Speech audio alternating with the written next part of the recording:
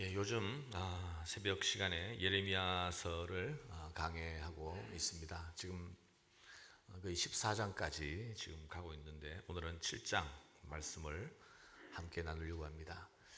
하나님께서 이스라엘 백성을 선택하시고 애굽에서 건져내신 뒤에 광야를 지나 가나안 땅으로 인도하셨습니다. 약속의 땅 가나안에서 이스라엘 백성은 하나님의 사랑과 축복 속에서 새로운 삶을 시작하게 되었습니다. 하나님의 가장 큰 은혜를 누렸던 다윗과 솔로몬의 시대를 지나서 이스라엘 민족은 두 개의 나라로 갈라지게 되었죠. 북이스라엘 왕국과 남유다 왕국으로 갈라졌습니다. 두 왕국으로 갈라진 이스라엘과 유다는 하나님의 계명을 지키고 하나님의 백성으로 살아가기보다는 그곳에서 이방 우상들을 만들어 섬기고 이방인들과 다를 바 없는 그러한 삶을 계속 살았습니다. 가끔씩 선한 경건한 왕들이 일어나서 나라를 다시 바로 잡으려고 했지만 그러나 북이스라엘과 남유다, 특별히 북이스라엘이 더 악한 왕들로 이어지면서 결국 아수르에 의해서 나라가 멸망하고 말았습니다. 북이스라엘이 멸망한 지 136년 뒤에 남유다 왕국도 바벨론에 의해서 멸망하고 말았습니다. 예레미야는 바로 남유다 왕국이 멸망하기 직전에 활동했던 선지자입니다. 그러다 보니까 예레미야서는 1장부터 보면 남유다의 죄악을 지적하는 하나님의 심판이 가까웠음을 선포하고 있는 그런 무거운 내용으로 이어지고 있습니다. 자, 이제 그 하나님의 심판의 메시지 가운데에서 오늘 7장을 우리가 함께 살펴보게 되는데, 특별히 오늘 본문에서는 좀 당황스러울 정도로 극단적으로 보이는 선언을 우리가 듣게 되죠. 자, 4절을 한번 보도록 하겠습니다. 4절. 너희는 이것이 여호와의 성전이라 여호와의 성전이라 하는 거짓말을 믿지 말라. 여호와의 성전을 여호와의 성전이라고 하는데 뭐가 문제인가? 그것이 왜 거짓말인가? 또 8절을 한번 보셔요. 보라, 너희가 무익한 거짓말을 의존하는도다. 왜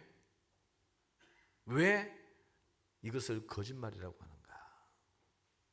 그 이유를 9절부터 밝히고 있습니다. 9절. 너희가 도둑질하며 살인하며 간음하며 거짓 맹세하며 바알에게 분향하며 너희가 알지 못하는 다른 신들을 따르면서 내 이름으로 일컬음을 받는 이 집에 들어와서 내 앞에 서서 말하기를 우리가 구원을 얻었나이다 하느냐. 이는 이 모든 가증한 일을 행하려 함이로다. 이렇게 9절에 나오는 이 대목은 어디서 많이 본 거죠? 예, 맞아요. 십계명입니다. 여러분, 십계명이 무엇입니까?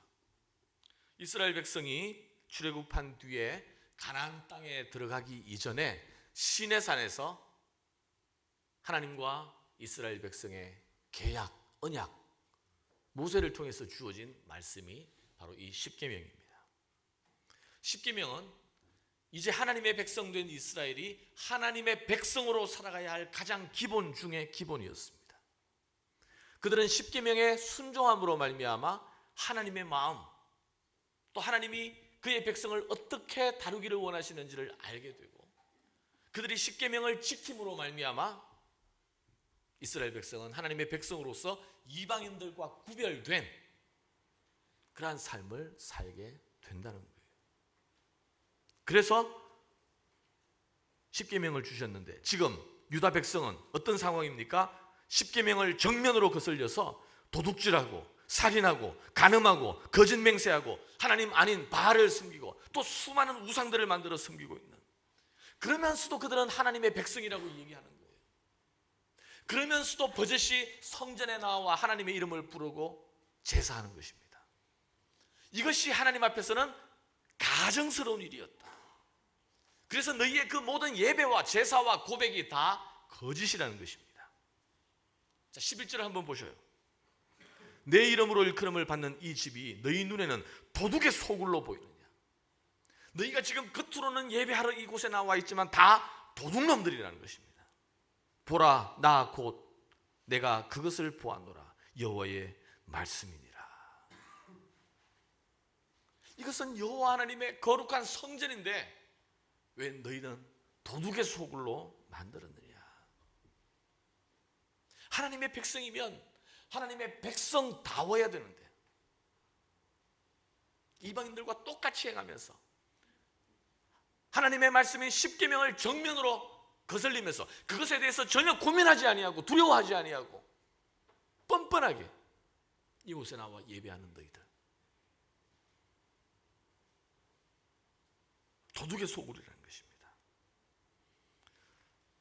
자, 당시 상황을 우리가 좀 더 구체적으로 이해하는 것이 필요하리라 생각을 해요. 이스라엘에게는 성전 신앙, 성전주의, 성전 신앙이 있었어요. 여호와의 성전은 영원히 무너지지 않을 것이다라고 하는 것은 성전 신앙이에요. 근데 그것은 거짓입니다. 예루살렘에 성전을 세운 사람이 누구였습니까? 솔로몬이었죠.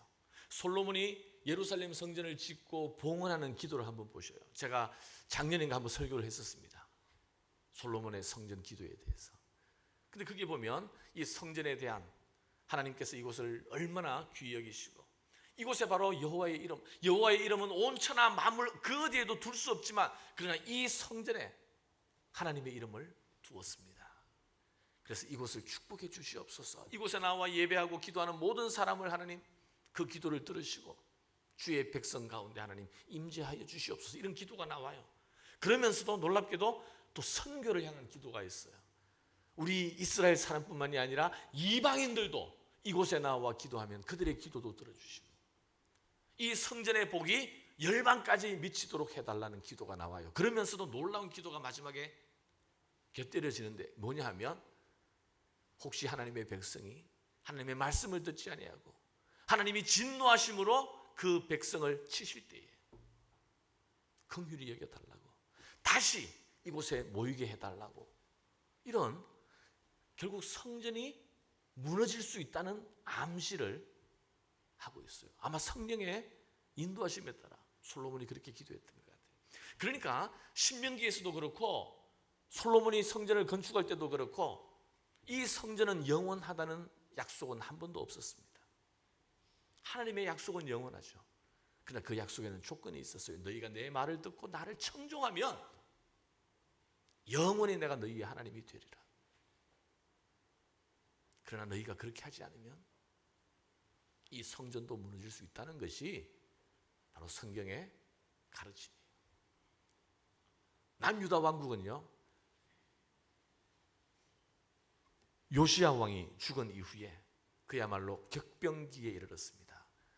유다의 마지막 성군 요시야, 그가 전쟁터에서 죽은 이후에 여호아하스가 왕이 되었고 90일 만에 폐위가 됩니다. 그리고 여호야긴, 시드기야 이러한 왕들이 이어지는데 다 정상적인 왕으로서의 통치를 하지 못했어요. 외세, 특히 바벨로니아에서 세워지고 또 폐위되고 또 바벨론의 심기를 불편하게 하면 또 잘리고 뭐 이렇게 해서 온 나라가 아니었어요. 그러니 백성들의 마음은 얼마나 불안했겠습니까? 백성들이 불안하고 동요하고 있을 때 위정자들에게 필요한 것은 이데올로기죠. 이데올로기. 지금 우리 눈에는 이렇게 복잡하고 혼탁하고 불안하지만 그러나 안심해라. 우리에게는 성전이 있다. 이것이 바로 성전주의 이데올로기. 특히 거짓 선지자들은 우리에게는 성전이 있기에 평안하다, 안심해라, 괜찮다.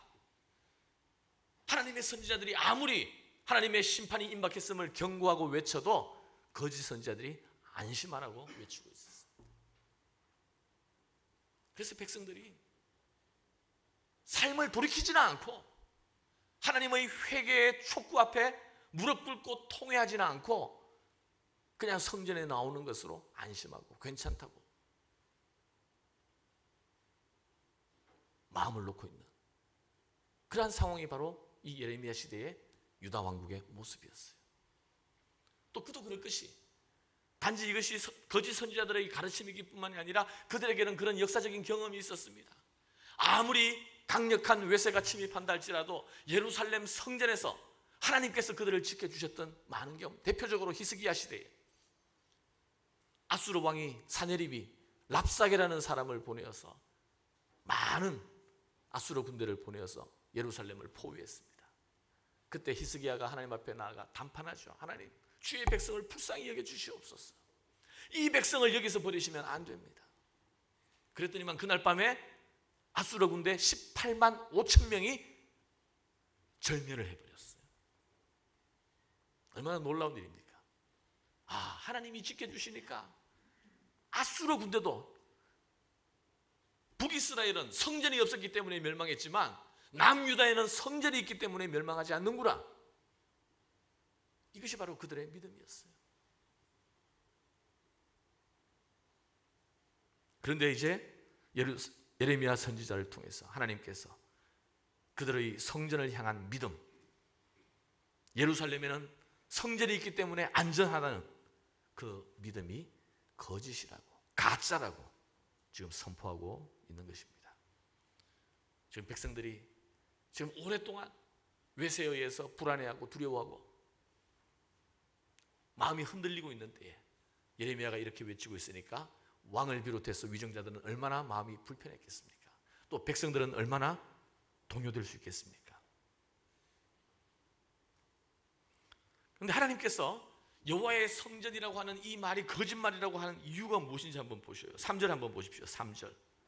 만군의 여호와 이스라엘의 하나님께서 이와 같이 말씀하시되 너희 길과 행위를 바르게 하라. 그리하면 내가 너희로 이곳에 살게 하리라. 너희는 이것이 여호와의 성전이라, 여호와의 성전이라, 여호와의 성전이라는 거짓말을 믿지 말라. 5절. 너희가 만일 길과 행위를 참으로 바르게 하여 이웃들 사이에 정의를 행하며 이방인과 고아와 과부를 압제하지 아니하며 무죄한 자의 피를 이곳에서 흘리지 아니하며 다른 신들 뒤를 따라 화를 자초하지 아니하면 내가 너희를 이곳에 살게 하리니 곧 너희 조상에게 영원 무궁토록 준 땅이니라. 너희가 이 땅에 사는 것은 영원 무궁토록 살 수 있도록 약속되었지만 그게 조건이 있는 거예요. 너희가 하나님의 백성으로 살 때에 그렇다는 것입니다. 눈에 보이는 성전보다 더 중요한 것이 뭐라고요? 너희 길과 행위를 바르게 하라. 하나님의 성전이 있다고 해서 영원하리라는 생각은 착각입니다. 하나님이 그들에게 바라는 것은 하나님의 백성으로 사는 거예요. 너희 길과 행위를 바르게 하는 것입니다. 이 세상 사람들과 다른 구별된 하나님의 자녀로 살아가는 것입니다. 눈에 보이는 성전 안에 있다라고 해서 방심해서는 안 된다는 거예요. 성전이 있다고 괜찮다고 생각하는 것은 바로 착각이고 거짓말이라는 것입니다. 자, 그러면서 한 역사적인 신뢰를 들어요. 12절 한번 보십시오. 12절. 너희는 내가 처음으로 내 이름을 둔 처소 실로에 가서 내 백성 이스라엘의 악에 대하여 내가 어떻게 행하였는지를 보라. 자, 이게 실로라는 지명이 나와요. 여러분, 실로가 어떤 곳입니까? 실로.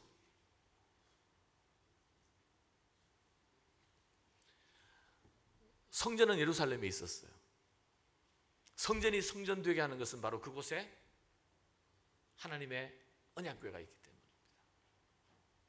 법궤. 광야 시대에는 법궤를 제사장들이 메고 이동을 했어요. 이동식 텐트가 성막이었습니다. 그래서 이제 가나안 땅에, 여호수아 시대에 가나안 땅에 들어왔잖아요.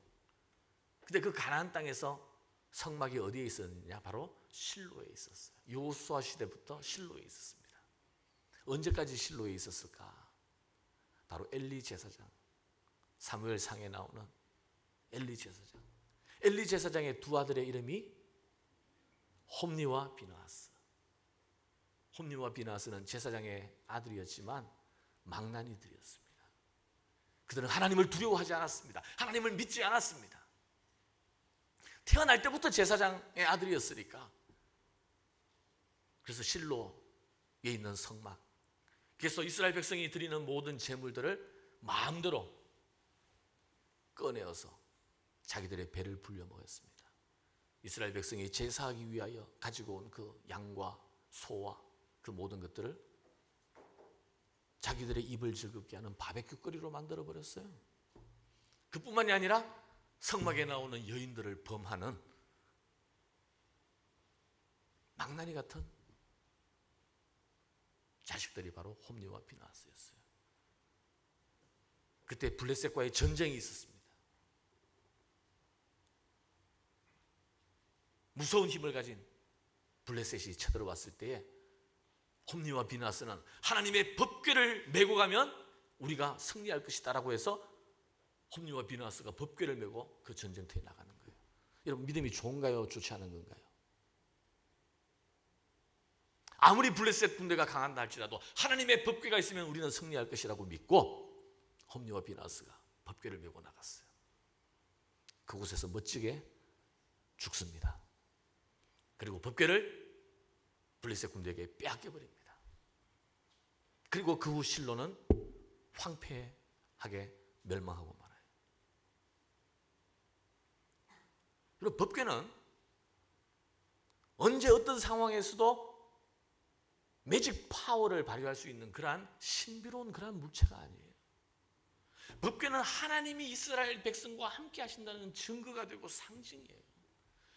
이 법궤를 중심으로 그들이 하나님을 기억하고 하나님을 예배하고 하나님을 섬겨야 하는 하나님의 백성으로 살아야 할 삶을 그곳에서 나타내야 하는 것이지, 그들의 삶은 엉망인데 법궤만 있으면 우리는 전쟁터에서 승리한다, 이것은 바로 이스라엘의 성전주의와 똑같은 헛된 믿음이고 거짓 신앙입니다. 바로 그 실로에서 있었던 일을 하나님께서 말씀하시는 거예요. 13절, 여호와의 말씀이니라. 이제 너희가 그 모든 일을 행하였으며 내가 너희에게 말하되 새벽부터 부지런히 말하여도 듣지 아니하였고 너희를 불러도 대답지 아니하였느니라. 그러므로 내가 실로에 행함 같이 너희가 신뢰하는 바 내 이름으로 일컬음을 받는 이 집 곧 너희와 너희 조상들에게 준 이곳에 행하겠고, 내가 너희 모든 형제 곧 에브라임 온 자손을 쫓아낸 것 같이. 에브라임 온 자손은 누구예요? 북이스라엘이거든요. 즉 북이스라엘이 아수르에 의해서 멸망했습니다. 다 쫓겨났습니다. 북이스라엘이 멸망한 것 같이 내 앞에서 너희를 쫓아내리라 하셨다 할지니라. 이제 하나님의 심판이 임박했다는 것입니다. 여러분, 이렇게 하나님께서 그의 백성들을 이방인에게 내어주시고 쫓아내신 이유가 무엇이겠습니까? 하나님의 본심이 뭐겠어요? 오늘 본문 밖에 있지만 22절부터 한번 보세요. 22절. 사실은 내가 너희 조상들을 애굽 땅에서 인도하여 낸 날에 번제나 희생에 대하여 말하지 아니하며 명령하지 아니하고 오직 내가 이것을 그들에게 명령하여 이르기를 너희는 내 목소리를 들으라. 그리하면 나는 너희 하나님이 되겠고 너희는 내 백성이 되리라. 너희는 내가 명령한 모든 길로 걸어가라. 그리하면 복을 받으리라 하였습니다. 하나님의 본심은 하나님께서 그의 백성과 언약의 관계를 맺는 거예요. 하나님이 그의 백성을 사랑하시고 축복하셨던 것처럼 그 백성이 하나님을 하나님으로 모시고 그 목소리를 듣고 하나님을 향하여 마음을 드리는 것입니다. 그냥 단지 희생 제사를 드리고 성전에 나오는 그러한 요식 행위를 하나님이 원하시는 것이 아니라 내 목소리를 듣고 나와 교제하기를, 그래서 내 마음을 알고 내 말에 너희가 순종해 주기를 바라시는 거예요. 그게 교제잖아요. 그게 관계잖아요. 그런데 지금 이스라엘뿐만이 아니라 남유다 왕국은 단지 번제나 희생 제물은 계속 드려요. 왜냐하면 조상 때부터 계속 해오던 일이니까, 어려운 일이 아니니까. 그러나 그들의 마음은 벌써 하나님을 떠나 이방인들에게 향해 있습니다. 바알을 섬겼고 이방 우상을 섬겼고 이방인들과 똑같이 세상 속에 흠뻑 빠져 있고 도무지 돌이킬 생각을 하지 않습니다. 그러니 하나님께서 어떻게 그들의 제물을 받으실 수 있고 그들의 예배를 기뻐하실 수 있겠습니까? 여러분, 성전 그 자체가 중요한 것이 아닙니다. 성전은 하나님을 찾고 예배하는 자리일 뿐이에요. 제사 자체가 중요한 것이 아닙니다. 제사는 하나님을 기억하고 그의 은혜와 자비를 얻는 길입니다. 하나님이 바라시고 요구하시는 것은 그들의 마음이에요. 마음을 받기를 원하시는 거예요. 하나님을 하나님으로 대하고 감사하는 마음, 예배하는 마음, 순종하는 마음.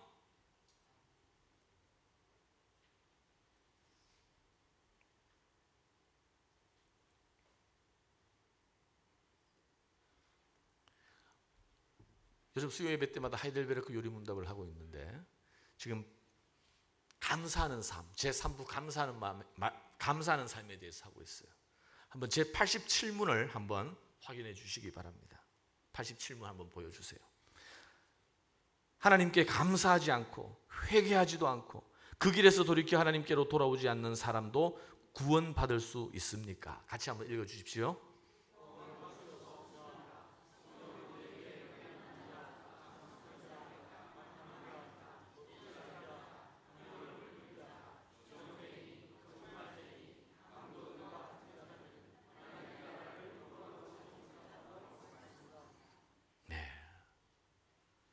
비록 하나님의 백성이라고 하지만, 비록 예루살렘 성전에 나와 제사를 드리고 제물을 드리고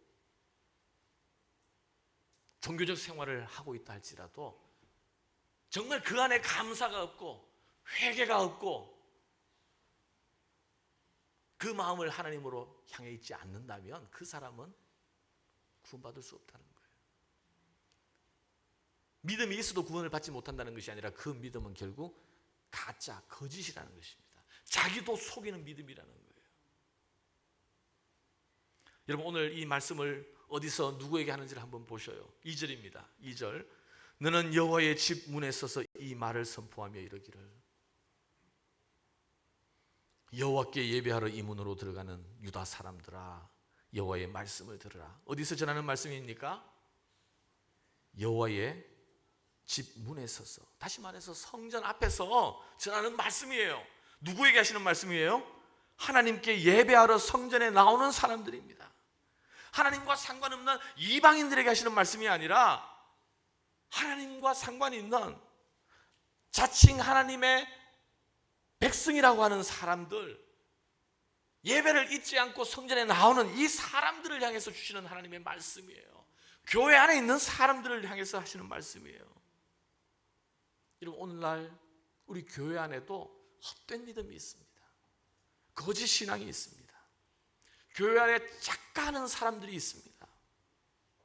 잘못된 신앙을 가지고, 헛된 믿음을 가지고 나는 믿노라고 생각했는데 그 믿음이 결국 헛된 것이고 가짜라면 얼마나 두려운 일이 되겠습니까?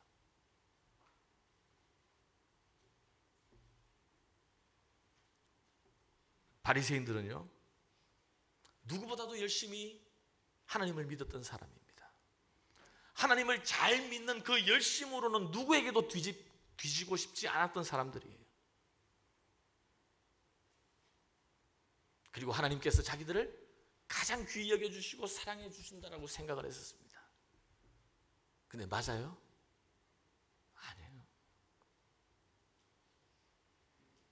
바로 예수님께서 가장 정죄의 목소리를 높였던 대상이 바리새인들 아니었습니까? 바리새인들에게 주님께서 주신 경고가 뭐예요?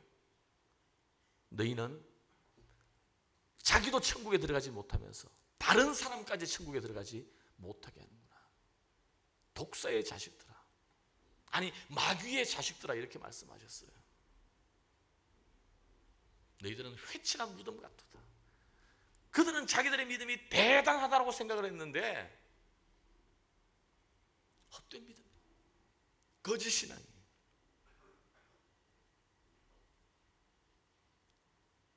착각하지 말아야 됩니다. 우리에게도 어떤 헛된 믿음이 있느냐 하면 내가 속한 곳이 나를 안전하게 할 수 있다. 그래서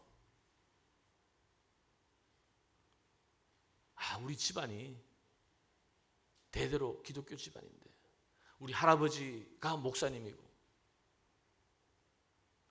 우리 친척들이 이렇게 모이면 목사님이 한 너댓 분 계시고 장로님들 수두룩하고 우리는 모이면 늘 찬송하고 기도하고 또 여름에 휴가는 많은 분들이 다 단기 선교 나가고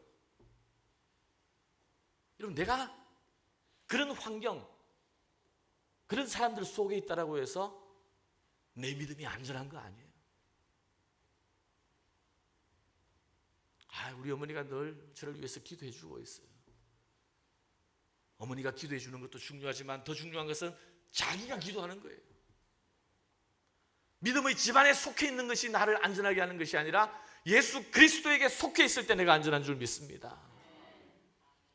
또 가끔씩 보면요, 좀 크고 유명한 교회 다닌다고 이런 착각을 하시는 분들이 있어요. 우리 교회 뭐 다 알잖아요. 우리 교회 목사님 뭐 세상 사람들도 다 알아주는 분 아닌가요?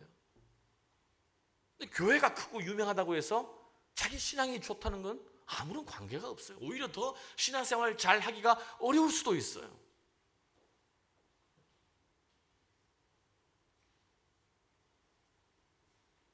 착각입니다. 그런 거짓말을 믿어서는 안 됩니다.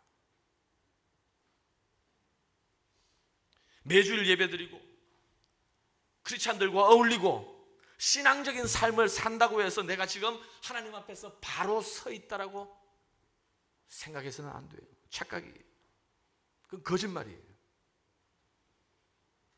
성전에 나와서 제물을 드리고 예배를 드린다고 해서 방심했던 그 유다 사람들, 주일날 교회는 와요. 딴 데 안 가요. 예배 드리고 또 소그룹도 하고 또 주위에 가까운 사람들이 다 장로님, 권사님, 믿는 사람들과 교제하는 것이 불편하지 않고 어색하지 않고 자연스럽고, 그런데 세상에 나가면 세상 사람들과 다를 바 없어요.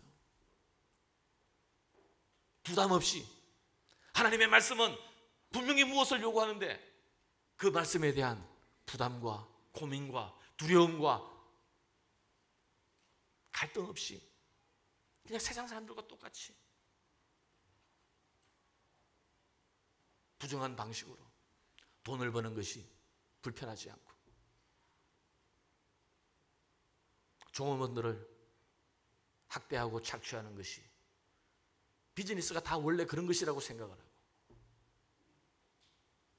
도무지 하나님의 자녀로서 살아가려고 하는 그런 갈등과 아픔이 없다면 과연 안심할 수 있겠습니까?